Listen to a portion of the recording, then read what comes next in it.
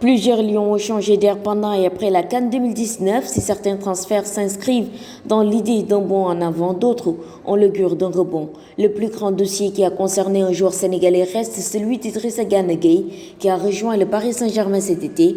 Après l'échec du dossier lors de la fenêtre de l'hiver, Thomas Tuchel a tout fait pour que le milieu de terrain des Lions rejoigne le club francilien cet été. D'un autre côté, le jeune Elie Ismaïla Sarr a fait le pari que l'on saurait considérer risqué. Fulgurant avec le Stade de Rennes la saison passée, en Ligue Europa et en championnat avec des records personnels battus, Sarr a décidé de quitter les Bretons qui sont qualifiés en Ligue Europa encore pour la deuxième fois consécutive pour rejoindre la Premier League et Watford, un club de second rôle en Angleterre qui ne joue pas les compétitions européennes. Un challenge personnel peut-être qui pourrait être motivé par le choix d'un championnat plus huppé.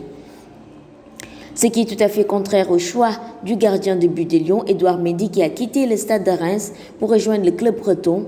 En dépit de la bonne saison de Reims, dont ses performances en ont été déterminantes, l'ancien portier de Marseille a décidé de faire un bond en avant et rejoindre un club d'Europe. Pour la première fois de sa carrière, Edouard Mendy jouera une compétition européenne.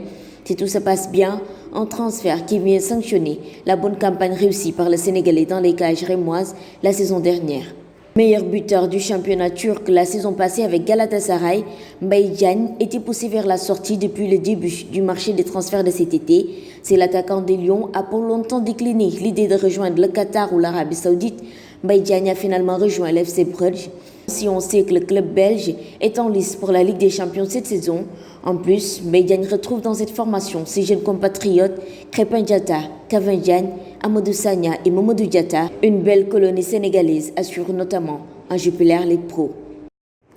Longtemps en convalescence à Crystal Palace, Pape Ndiaye Souaré a décidé de se relancer à 3.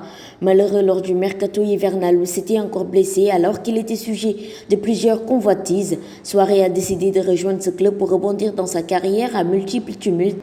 Presque même cas de figure pour le défenseur central Papi Djilabodji. Arrivé libre à Guingamp en janvier dernier, l'ancien joueur de Chelsea n'a pas connu un passage glorieux avec le club breton qui a finalement connu la relégation en Ligue 2. Il s'est alors engagé cet été en faveur du promu de la Super League turque, Gazisehir, un club qui semble adopter les jeunes Sénégalais. En effet, Djilabodji va rejoindre son compatriote, l'attaquant sénégalais Moussa Sow, qui est présent au club depuis la D2 en janvier dernier. Le gardien de but des Lions, Abdoulaye Diallo, a rejoint lui aussi le club Gençler Birliği pendant la CAN 2019. De retour de blessure à Rennes la saison dernière, Diallo n'avait plus réussi à s'imposer face à la concurrence. Une bonne affaire pour lui qui a déjà entamé la saison avec 2 matchs de championnat.